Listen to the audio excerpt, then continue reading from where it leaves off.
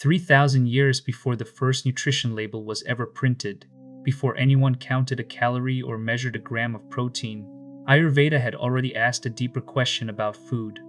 Not only what does this do to my body, but what does this do to my mind? The Vedic tradition classified every food that exists into one of three categories: Sattvic, Rajasic, Tamasic. And the category of what sits on your plate determines not only what your body does with the meal, but what your mind does with the entire day that follows. In the next several minutes, I will give you the complete framework, the food list for each category, the rules for how to eat, and not only what to eat, and one foundational Sattvic recipe you can cook tomorrow. Let us begin with the foundation underneath the whole system: the three gunas. In Vedic philosophy, all of material existence, every object, every thought, every meal, is woven from three fundamental qualities called the gunas. Sattva is the quality of clarity, lightness, harmony, and intelligence. It is the quality of a still lake at dawn, of a clear mind, of a calm and alert presence. Rajas is the quality of activity, passion, movement, and restlessness. It is the quality of fire, of ambition, of the racing mind that cannot sit still. Tamas is the quality of dullness, heaviness, inertia, and darkness. It is the quality of the stone, of fatigue, of the fog that settles over the mind after a heavy meal. These three are not good and bad in any simple sense. All three are necessary. You need sattva to see clearly, rajas to act, and tamas to rest and to sleep. But their balance shapes the texture of your inner life. And here is the teaching that food rests upon. Every food you eat carries one of these three qualities as its dominant note, and when you eat that food, you do not only digest its nutrients, you absorb its quality. You take that guna into your body and into your mind. Eat lightness, and you become light. Eat heaviness, and you become heavy. The ancient seers understood the body and the mind as a single continuous fabric, and food as the thread that runs through both. Let us look at each category in turn, beginning with the foods that bring clarity. Sattvic foods are those that produce lightness, alertness, and a centered, peaceful mind. The classical list is precise. Fresh fruit, eaten the same day it ripens, when its life force is still vivid. Nuts and seeds, ideally soaked overnight so they are gentle on digestion. Whole grains such as basmati rice and barley. Ghee, which is clarified butter, considered the most sacred of all fats in Ayurveda because it carries the quality of sattva more purely than any other food, and it kindles the digestive fire without aggravating it. Mung dal, the split yellow lentil, which is the only legume that Ayurveda considers fully sattvic because it is light, easy to digest, and does not create the heaviness that other beans tend to produce. Unhomogenized milk, taken warm. Raw honey, and gentle herbal teas. Why do these foods affect the mind the way they do? Because they are fresh, simple, full of prana, the subtle life force, and easy for the body to break down.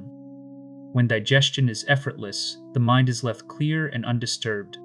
These foods leave you feeling light, alert, awake, and centered. They are the foods of the meditator, the student, the one who wishes to think clearly and feel steady. Next, the foods of activity and stimulation. Rajasic foods are those that excite, heat, and agitate. The classical list includes onion and garlic, chili, coffee, chocolate, refined sugar, and food that is very spicy, very sour, or very salty. Now, hear this clearly, because it is easy to misunderstand. These foods are not bad. They are not forbidden. They are stimulating, and stimulation has its place.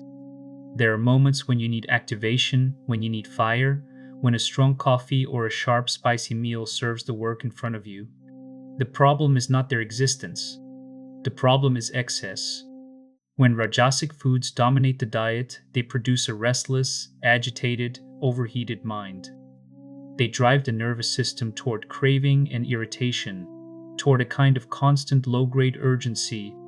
They make it difficult to sit still, difficult to sleep, difficult to feel content. Used sparingly, they activate. Used constantly, they exhaust. Then, the foods of dullness and inertia. Tamasic foods are those that bring heaviness, fog, and lethargy to the body and the mind. The list includes leftover food that is more than a few hours old, in which the prana has already faded. Deep-fried food. heavily processed and packaged food, alcohol. And in the classical Vedic view, meat, whole animal flesh, is considered tamasic because the tradition holds that the flesh carries the fear and the suffering of the animal at the moment of its death, and that this quality is transmitted to the one who eats it. Whatever your own dietary path, this is the teaching as Ayurveda gives it. Tamasic foods are difficult to digest, depleted of life force, and they leave you feeling sluggish, foggy, dull, and emotionally heavy. They are the foods that pull the mind toward inertia, toward the couch, toward the long afternoon that disappears into a haze. This is why what you eat is never only a matter of the body. It is the daily setting of the dial between clarity and fog.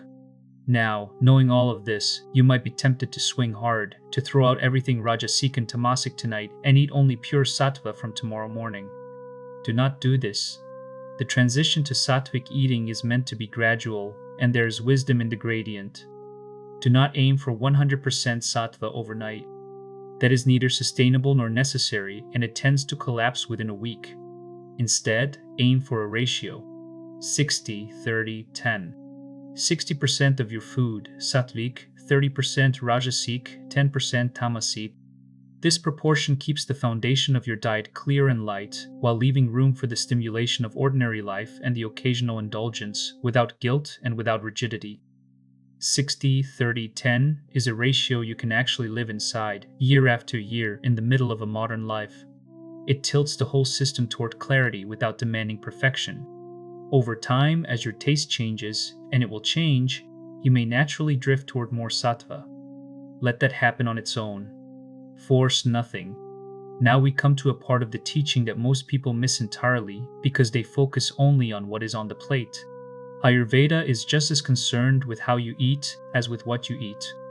The same food, eaten in two different ways, becomes two different experiences for the body. So here are the rules of right eating, and at the center of them stands a single concept you must understand: Agni. Agni is the digestive fire, the inner flame that breaks down everything you eat and transforms it into the tissues of your body and the clarity of your mind. When Agni is strong, even simple food is digested completely and nourishes you fully. When Agni is weak, even the finest food rots in the gut, producing ama, the sticky toxic residue that is the root of so much disease in the Ayurvedic view. Everything in right eating is about protecting and honoring this fire. The first rule: eat your largest meal at noon. This is perhaps the single most important shift you can make. Your digestive fire, your Agni, is not constant through the day. It rises and falls with the sun, because in the Vedic understanding, the fire in your belly is a reflection of the great fire in the sky. At midday, when the sun stands at its peak, your Agni also stands at its strongest, fully capable of digesting a substantial meal. So eat your largest, heaviest, most complex meal at noon, when the fire can meet it. In the morning, eat lightly as the fire is still kindling. In the evening, as the sun sets and your Agni naturally dims, eat a smaller, simpler, easily digested meal so that you are not asking a weak fire to process a heavy load while you sleep. This single rhythm, large at noon and light at night, aligns your eating with the sun and removes an enormous burden from the body. The second rule: sit while you eat. Do not eat standing at the counter, walking to your car, or moving through your day. When you sit, calm and settled, the body enters the rest and digest state in which Agni can do its work. When you eat in motion, distracted and rushed, digestion is compromised before the food even arrives. The third rule concerns liquids. Do not drink large amounts of liquid in the 30 minutes before or after a meal. A large volume of water or any cold drink dilutes and dampens the digestive fire at exactly the moment it needs to burn brightest. A few small sips of warm water with the meal are fine, even helpful. But the habit of drinking a tall glass of cold water with food is, in the Ayurvedic view, like pouring water on a flame you are trying to build. And the fourth rule: eat to 75% fullness. Leave roughly 1/4 of your stomach empty. The tradition is precise about this. Fill half the stomach with food, 1/4 with liquid, and leave 1/4 empty as space for the process of digestion to take place. Eating to the point of total fullness overwhelms Agni and breeds heaviness in ama. Rising from the table feeling light, satisfied but not stuffed, with a little room remaining, is the mark of one who eats wisely. Now let me give you the most foundational Sattvic dish in all of Ayurveda, the meal that every practitioner returns to. Kichari. It is humble, it is inexpensive, and it is, in the Ayurvedic view, very close to perfect food. Easy to digest, complete in its nourishment, and deeply balancing for all three doshas. This is the dish given to the sick, to the recovering, to the fasting, and to anyone who wishes to reset the body toward clarity. Let me walk you through it slowly so you can cook it tomorrow. Begin by heating 1 tablespoon of ghee in a saucepan over medium heat. Let it melt and shimmer, but do not let it smoke. Add 1 teaspoon of cumin seeds and let them sizzle in the ghee for about 15 seconds until they release their warm, nutty fragrance. This blooming of the spice and fat is what unlocks both its flavor and its digestive power. Next, add 1/4 teaspoon of turmeric, a 1-inch piece of fresh ginger that you have grated, and a pinch of salt. Stir this together for about 10 seconds, letting the spices coat themselves in the ghee and warm through. Now add the grains and the legume. Add half a cup of basmati rice and half a cup of split yellow mung dal. Both of these should have been soaked for 30 minutes beforehand and then rinsed well, which softens them and makes them far gentler on the digestion. Stir them into the spiced ghee until every grain is coated and glistening. Then pour in 4 cups of water. Bring the pot to a boil. Once it is boiling, reduce the heat to low, cover the pot, and let it simmer gently for 25 minutes. You will know it is ready when the rice and the dal have become soft and broken down, and the whole mixture has reached the consistency of a thick, soft porridge. It should be loose and spoonable, not dry. To finish, garnish the kichari with a handful of fresh chopped cilantro and a squeeze of fresh lime. Serve it warm. That single bowl gives you complete protein from the union of rice and dal together, gentle and easily absorbed carbohydrates, the healthy fat of the ghee, and a set of spices, the cumin, turmeric, and ginger, that actively support and strengthen your digestive fire. Eat it for lunch when your Agni is strongest, or for a light and easy dinner. Many practitioners go further and undertake a 3-day Kichari cleanse twice a year, eating nothing but warm Kichari for 3 days to rest the digestion and clear accumulated ama. It is one of the gentlest and most effective resets in all of Ayurveda. Let me prepare you for what the first week of Sattvic eating actually feels like, so that nothing surprises you. In the first several days, as your body begins to release what it has been carrying, expect a few things. Your sleep may become lighter and your mornings noticeably sharper, with less of that thick grogginess on waking. You may feel a clarity and an evenness through the day that is quietly unfamiliar. And somewhere around the 2nd or 3rd day, you may experience a mild headache, a slight irritability, perhaps a little fatigue. Do not be alarmed by this.